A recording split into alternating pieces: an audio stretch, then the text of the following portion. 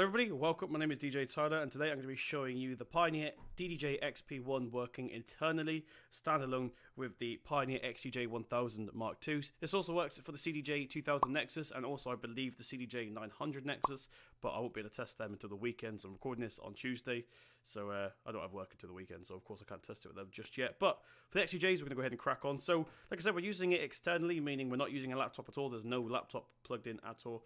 So we've got the USB cable here from the unit itself, and we're going to plug directly into one of the XDJs. Does not matter what XDJ, as you see it comes to life there. So we've got a USB stick in this deck here, and the unit in this deck here. Once again, you can swap them around if you want. As you can see, the units automatically come to life by itself, and it's automatically picked up on the cue points as well. So you can see we've got two buttons lit up so far. That's because I've got two cue points actually stored onto this USB stick for this particular song. So what we're going to do is take a look around the unit first of all. So we've got the effects sliders here, which do not work externally because of course there's no effects built into this. Right, so before we get going, I'm going to go tell you guys why I bought this personally for home use. So the XDJs are great, but there are some buttons missing. Not missing, they're just on the touchscreen, but I like the feel of a tactile feedback button. So you get some great units here for a fraction of the price of the Nexus 2s. It's just they put everything on the screen. So this basically adds some of them back. So for example, we've got a 4-beat loop button up in the top corner here. Hope you guys can see properly on the camera. So if I press that, we'll get a 4-beat loop. The buttons underneath that, we can then half the loop, sorry, and double the loop. So at the moment we're on a 4-beat loop, like I said. A 2-beat, 1-beat, quarter beat, half beat, quarter beat, and we can also go up as well. So we've got a 16-beat, 32-beat. You guys get the idea. Now those buttons are on the XDJ as standard, but they're on a touchscreen. So if I go ahead and press play here, these buttons here is the double and the half. So yeah, it's just nice to have actual buttons to press and have some sort of feedback coming back for them. Let's go ahead and turn the loop off for a second. Moving over, we've got the quantize button. Now the quantize button is actually a button on the XDJ, so this doesn't matter too much. So if I press that one there, you can see it lights up, and it's also lit up this one down here, so they are talking to each other. Once again, I can press this button on the XDJ, and it also turns off this light up here as well. Obviously, the scroll and such does not work on the XDJ. That would be pretty cool. Not really needed though, because you'll be looking at the screen anyway, so what's the point in that? Now this one's a really cool feature. So on the Nexus 2s, which I use in work, the reverse, it's more of a switch, not a button. So you've got reverse and you've got slip reverse, which obviously just gives you a little blip back, and then as soon as you let go, it bounces back. This unit, sorry, the XP1 adds this to the XDJ 1000. So if I press play, press this button here, we can get reverse, but the track carries on playing underneath. So it's basically slip reverse, like from the Nexus 2. But now we have it. It's not really like a lever switch, but it is just a button. So it's pretty cool to have anyway. Now next to that, we've got a beat sync button here, which of course is the sync button. Now that is actually missing from the XDJ. So we have it on the screen here, but if you guys use that quite a lot, you probably prefer it being above the pitch fader like you get on the Nexus range of CDJs. So of course we can turn on the sync by pressing sync. You can see it lights up there, like so. And the same again for this deck. Let's go back to the start real quick. So we'll go ahead and press sync there. You can see the track synced up. Okay, now one thing I've found out after recording that video, so I'm just putting this bit of footage in there now, is I found out how to do the master thing. It turns out it's not written down, but if you can see, if I turn that track on here, this one's now the master. If I play that one, by holding shift and then press beat sync here, changes that one to the master. Once again, I want this one to be master, shift, beat sync, changes the master on that one. So that's how you get the master track. I found that out after recording, so I'm going to quickly put this bit of footage in. So yeah, as we were. Now I thought this button here, which is master tempo, would be the master for that. I thought we'd activate the master because they're next to each other. Apparently it doesn't. So if I do this, for example, if I play both tracks, and then press master, it doesn't actually switch over to the master, which is a bit of a shame. I thought that would be controlling the master. Maybe that's something they can add in the future. I might actually put that on the forum because that'd be really cool. But it does say master tempo on the button, so you might be thinking, Tyler, why do you think that?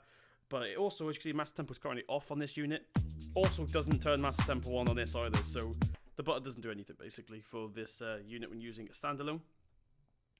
Page, as far as I'm aware, this doesn't do anything. Of course, there's no samples. In fact, the sample button doesn't even work because, of course, there's no samples built into this. Same with the effects. There's no effects built in.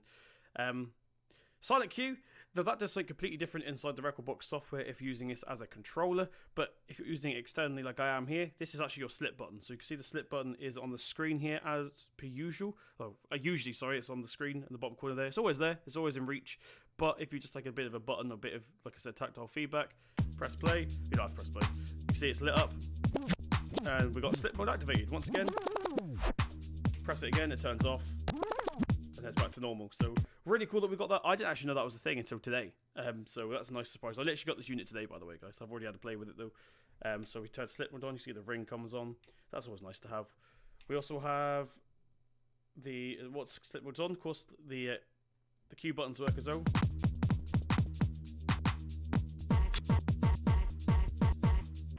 So yeah, that's pretty cool. So moving on to the actual main section of this unit, in my opinion. Now, this is one thing I think I need to explain, because like I said, I was looking for information myself. Most of the information I found when I was looking for this unit, looking at this unit online, was either wrong, or there wasn't any videos out there at all. So there was a couple of videos I did find, and they were doing it completely wrong, and I kind of knew something was wrong, so after doing a bit of research, I found out they were wrong. So basically, there's a rumor going around that if you use this internally, all these control one deck that are mirrored, and you have to switch decks. So say you're using a left deck, these will both be the left deck, and then if you're using the right deck, you then have to go to shift and then the internal button to switch over decks. That's not true. This is plug and play for me. I've plugged it in, and this one's controlling the right deck, of course. So we've got the pads here. Like I said, we've already got the cue points loaded up from the memory stick. To make more, you can either go to say we want this beat here to be a cue point. Just easily press it once. You see we've got another button appear there. Usually how you do it on the XDJs, let's just go and do it to another random beat a second. Usually you have to press perform, and then select your cue point here. Now that's not too hard, that's only one extra button, but if you want to get to banks E, F, G, and H, you have to press another button. So for example, say you're mixing, let's go out to the start of the track again, say you're mixing, you press perform, then you have to go to here again, and then select your cue point. Not really complicated, just a little bit, if you're in a rush and you're doing stuff quickly, a little bit far-fetched. Of course now we can do all 8 of them using just this here as well. Moving on, we've got pad effects. Now, pad effects, of course, does not do pad effects. There are no pad effects built in. There's no effects, built in to the units themselves. So you can see they've gone orange or yellow. These are now loop cores. So we've got this in here. That's a 32-beat loop, 16-beat loop, 8-beat loop, 4-beat loop, 2-beat loop. You get the idea. So we can now control loops on the fly using this all the way up to 32 beat. Now how you do it usually on the XDJ 1000 is you press perform once again, and then we've got the 16 beat loop here all the way down to a half. Now I'm not sure if you could change these, like move them up. I'll have to look into that. But out the box, the biggest loop you can do is a 16 beat loop, whereas on here you can go all the way up to 32, which isn't actually how the thing's lit up. However, there is the half beat missing, so it's sort of shifted it up one, which I'd never use a half beat loop anyway, so it's not really going to bother me too much. I much prefer the 32 beat. Moving on, we've got something. Now, this is probably the main reason I bought this. I use beat jump quite a lot. Now, there is one bad thing about this, and I'll get to that in a second. But if we press beat jump, you can see, we'll take the loop off a second. You can see we've got a selection of buttons here. So we've got a blank button, and then a coloured button, and then another blank button. That obviously means we can't go back at the moment because we're at the start of the track. But if we press this one, we jump over. Let me get rid of the perform window there. So we've got 1 beat, we got 2 beats, 4 beats, 8 beats, and 16 beats. Now, this is actually a huge thing for the XDJ, and I'll show you why now. So if you go into perform mode once again and go to beat jump, the highest, once again, I'm not sure if we can change this. I'll have to look into this. I've only actually had the XDJs for a week, so I'm still getting used to them. As you can see, usually I use 2000s. So yeah, the most you can jump usually is 4 beats. But now this unit, of course, lets us go all the way up to 16 beats. There is a blank space here. I would have liked to see a 32 beat jump, seeing as the space is there anyway, and I use 32 beat quite a lot. It's not too difficult now that we don't have it though. I just have to press this twice, of course. But yeah, it would be nice if in a future update they give us the 32 beat. Maybe these are out of date and I need to upgrade. I don't really know. But yeah, it'd be nice if these actually did the 32 beat loop. 32 beat jump, sorry. Next we've got sampler. Sampler, of course, doesn't do anything. There's no sampler built into external mode. There's nothing I can even think of what they could have utilised the page for, to my knowledge. If you guys have any suggestions, obviously tell them, but or tell me in the comment section. But yeah, I can't really think of what this would do anyway, so there's nothing they could have really done here to utilise the page even more. Okay, now one more thing I do want to show you, which I forgot to show you a second ago, is if we go into pad effects, this is our loops, of course, we do a 16-beat loop and then go to beat jump. This is now a loop scrub or loop jump, so we can only go up to 4 beats, which is a bit strange for this one, but we can go like that. And you can see on the waveform where we're actually moving the loop all the way along, which is really cool. Good to see that. So if you want to move your loop over, you can do that now using just the pads. You can do it on the XDJ. So usually what you do is you'd obviously set your loop using this, and then you'd go to beat jump mode, and then you can only go 4 beats. Once again, you can only skip 4 beats at a time. You've got to wait for it to do its thing, and you have no idea really how far you are because, of course, the perform window is in the way. So yeah, so much easier now. We can keep the waveform on the screen constantly, basically, and just go, okay, I want to go ahead and make a 16-beat loop, and we want to slide it over.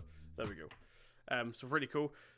So that is my quick look at the Pioneer DDJ XP1 controller using externally with the XDJ 1000 Mark IIs. I will try and get some footage of me using it with the Nexus 2s and also the 900 Nexuses when I get to work on the weekend. Hopefully this video helped some of you guys. Once I said, I was looking for videos, I couldn't find any of this particular setup, or they had the setup and they were doing it wrong with the, yeah, let's not get into it. But there we go. Hope you guys enjoyed. I'm going to do another video of this working with Rekordbox. There's hundreds of videos of people using it on Rekordbox. Just in case you want to carry on getting my opinion on it, I'll go ahead and plug this in to my USB hub and we'll see what comes out of it. So thank you very much for joining me. If you guys did enjoy, hit that subscribe button.